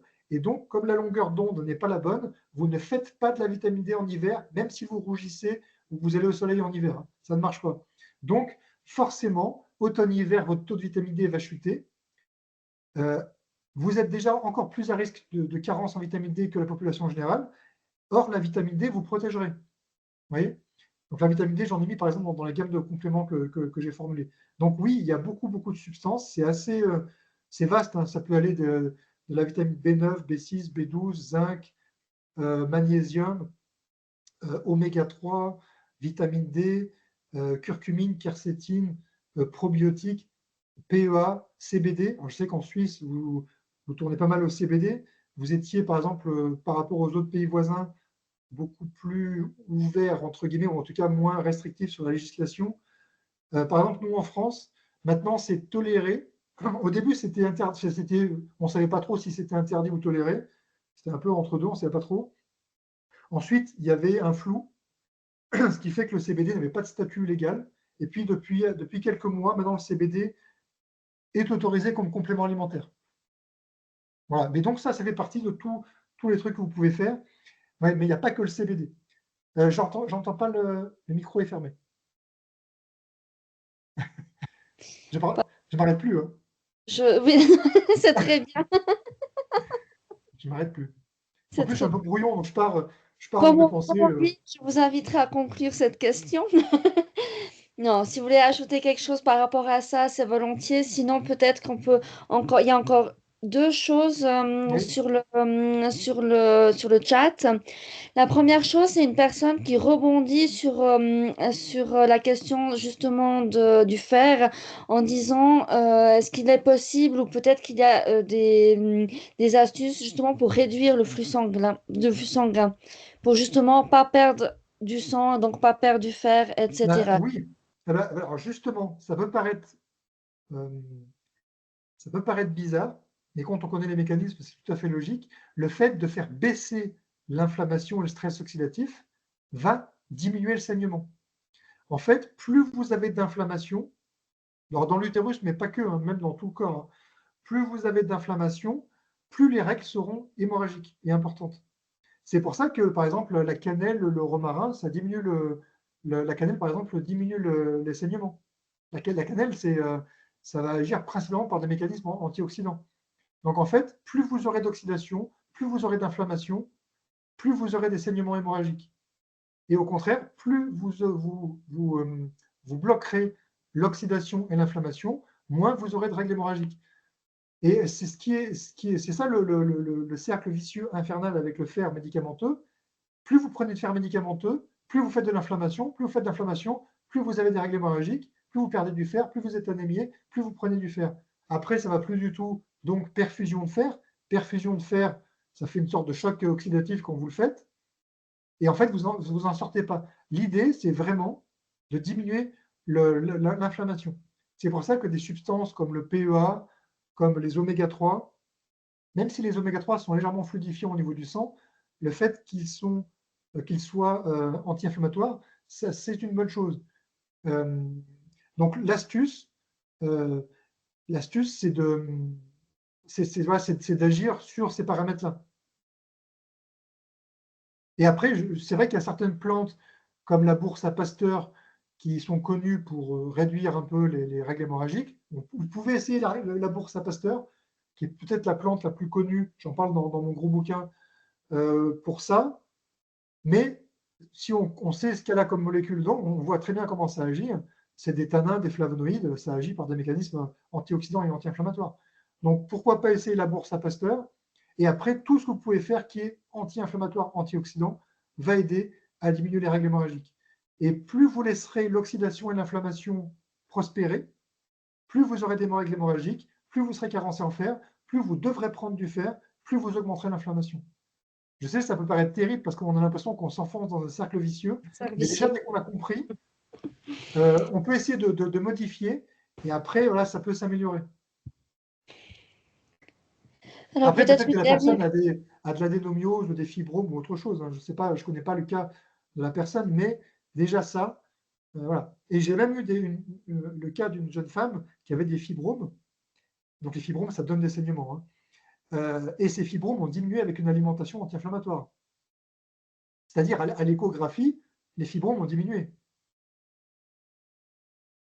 Vous voyez ce que je veux dire? Donc, et en parlant des lésions, des problèmes qui diminuent, j'ai vu énormément de femmes avoir des endométriomes, donc des kystes endométriosiques ovariens, qui diminuent, des femmes qui ont des lésions d'endométriose qui sont placées à divers endroits, qui diminuent.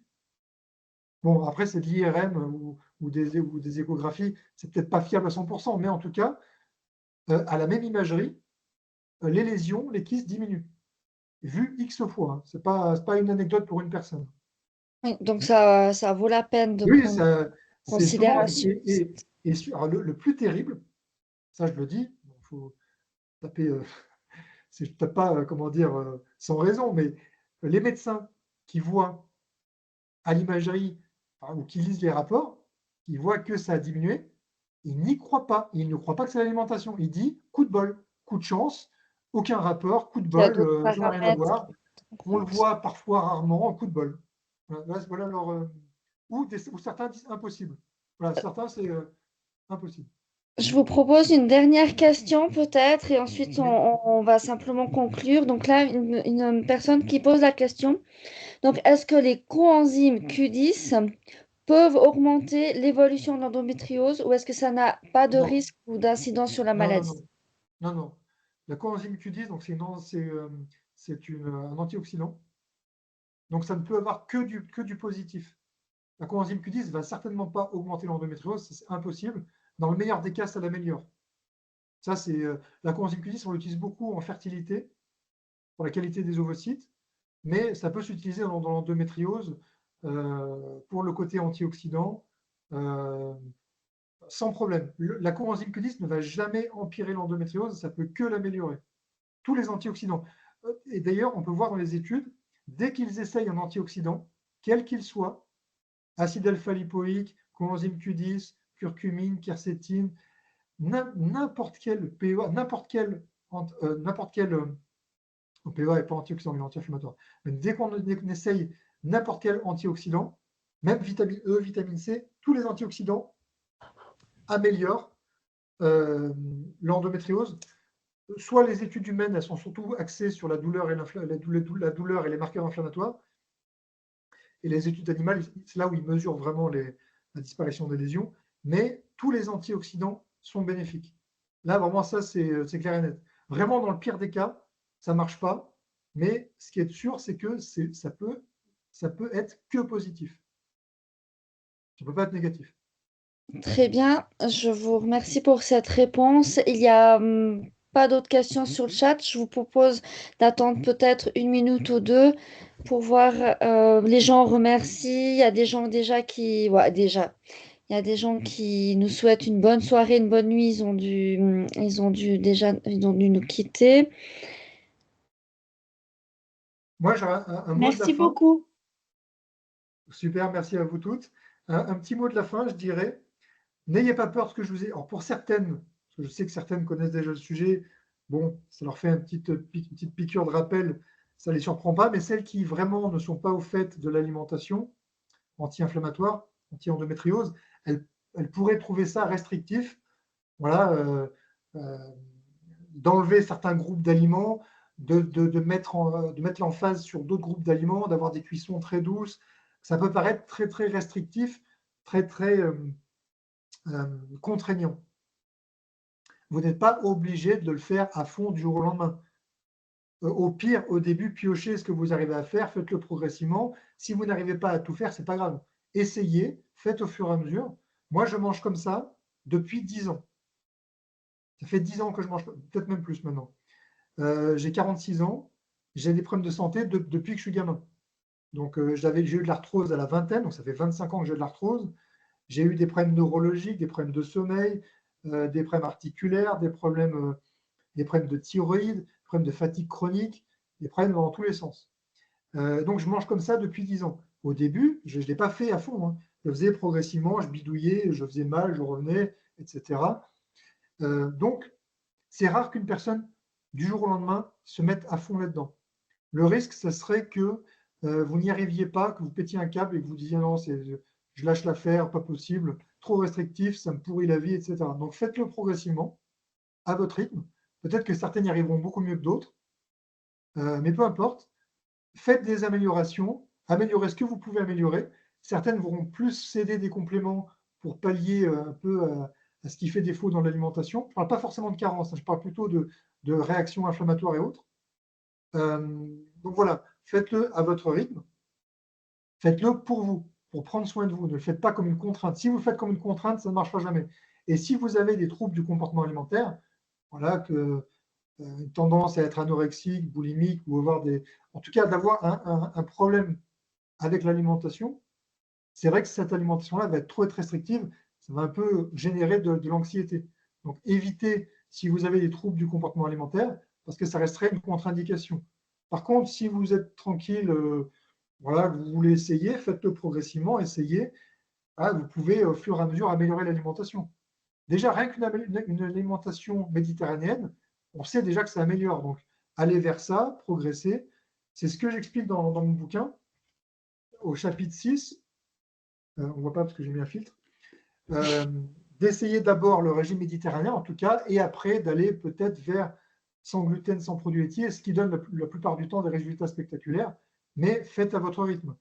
Donc, ne vous mettez pas la pression, faites-le pour vous. Faites-le du mieux que vous pouvez, mais pour vous et sans pression.